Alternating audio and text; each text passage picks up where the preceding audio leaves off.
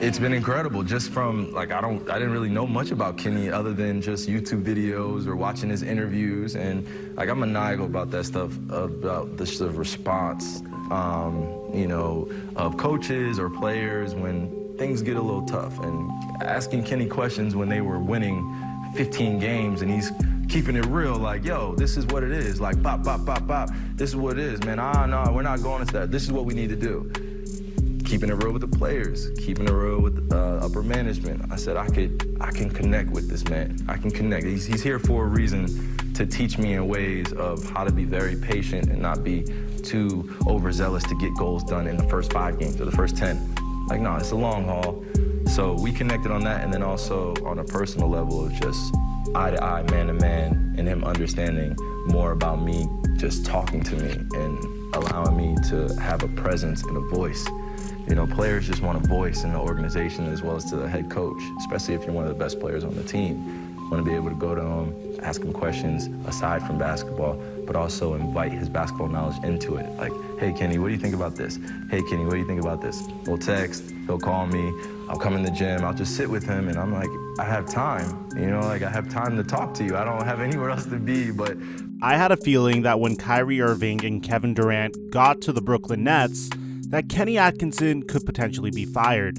Now, a lot of you know that I'm a huge fan of Kenny Atkinson in terms of being a superb developmental coach, but this is extremely commonplace in the NBA. 6 years ago, David Blatt was hired as the Cleveland Cavaliers head coach on June 20th, 2014.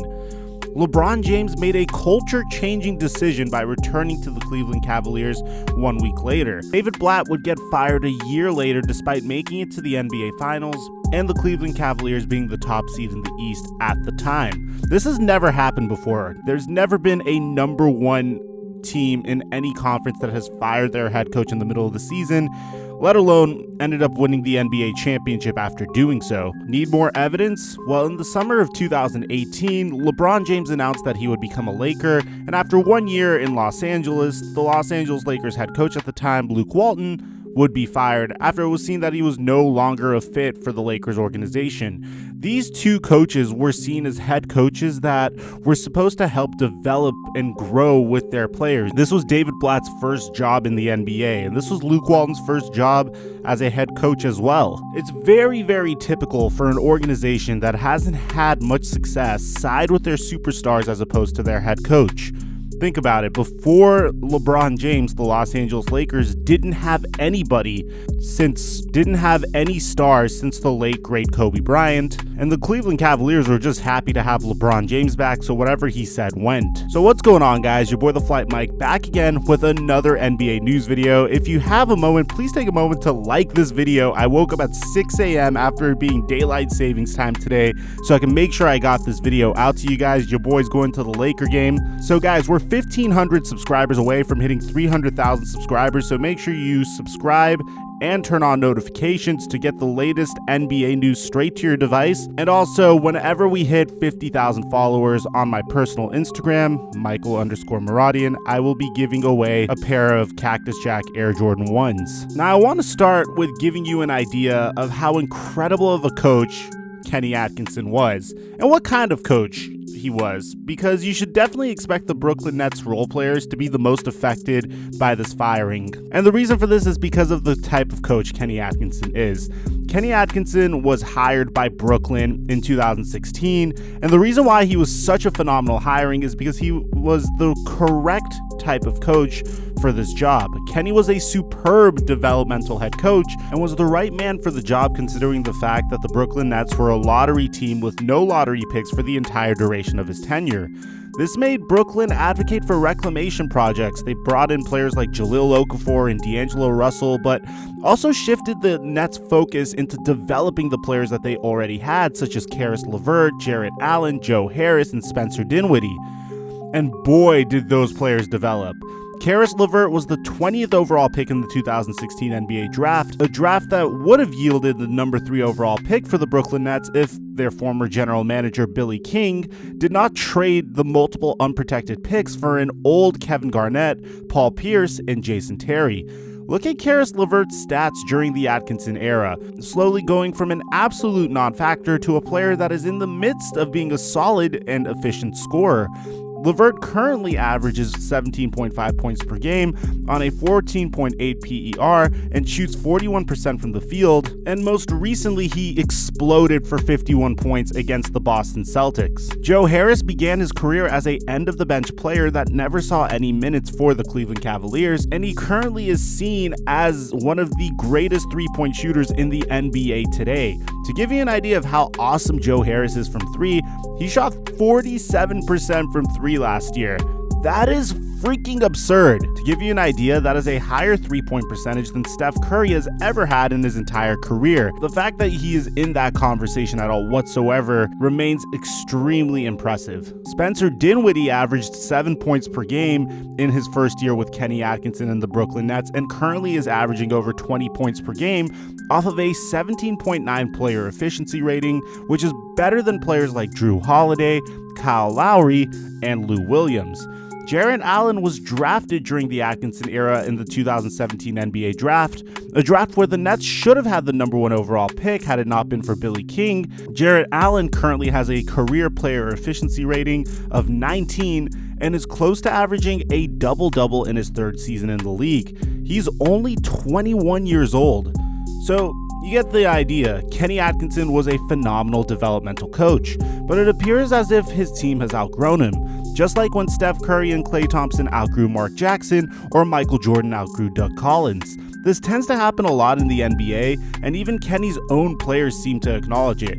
Sean Marks, who's the current general manager of the Brooklyn Nets, appears to talk in smokescreens when he discusses his firing, saying things like, "This didn't involve the players. This was a matter where it was a discussion between Kenny and myself.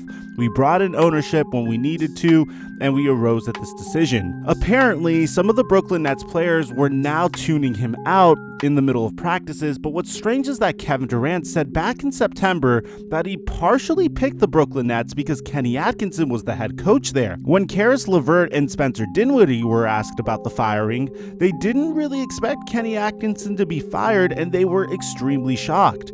But Joe Harris's reaction could give us some insight as to why Kenny Atkinson may have been fired. Joe Harris had this to say: "Dealing with a young up-and-coming team is much different than coaching superstar players.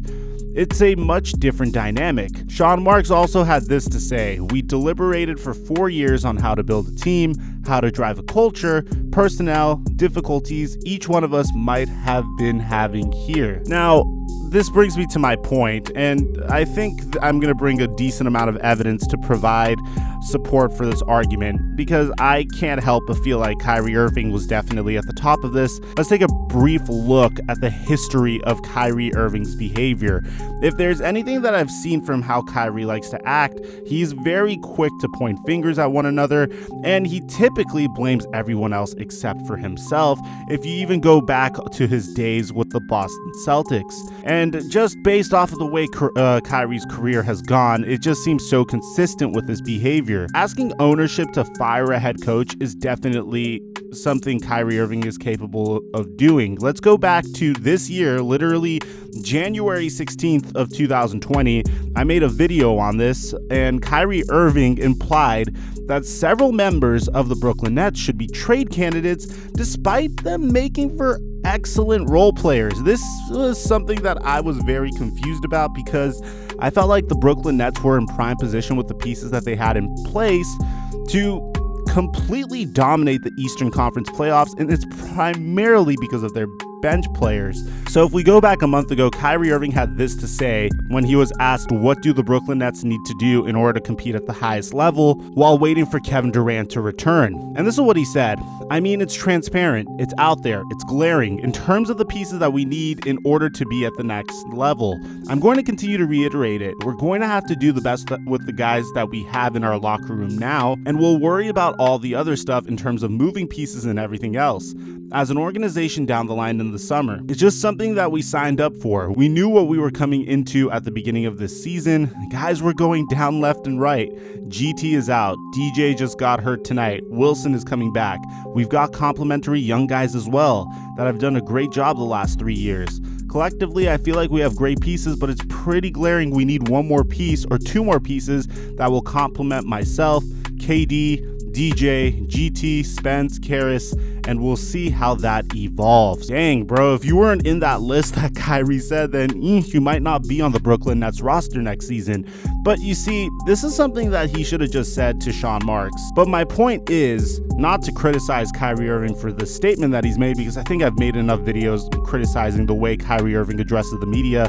But it's more the fact that if a guy is capable of saying this type of stuff to the media, then I'm pretty sure this guy is capable of going to Sean Marks and saying, listen, Kenny Atkinson seems like a great guy, a great developmental head coach, but the fact of the matter is you now have superstars here. You have Kevin Durant and Kyrie Irving. You also have DeAndre Jordan, who's an established veteran.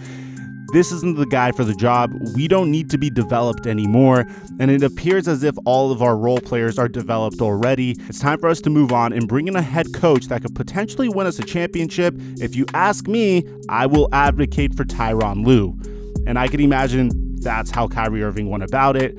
But again, let me know in the comment section down below, what do you think?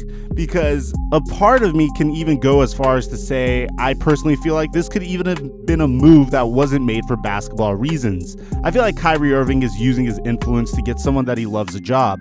That man is Tyronn Lue. Am I correct about this? Do you think I'm going way too left with it? Well, we'll have to wait until the offseason to find out, because the Brooklyn Nets are just merely treading water until the debut of Kevin Durant. They aren't going to be competing for championships this season, and they have a tiny window for the next 3 years to compete for championships, depending on how long Kyrie Irving can stay effective and how long Kevin Durant can be productive. But let me know in the comment section down below.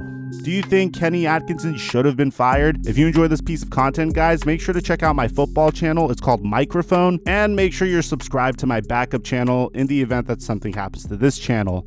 I'm your boy, The Flight Mike, and I'll catch you guys in the next upload.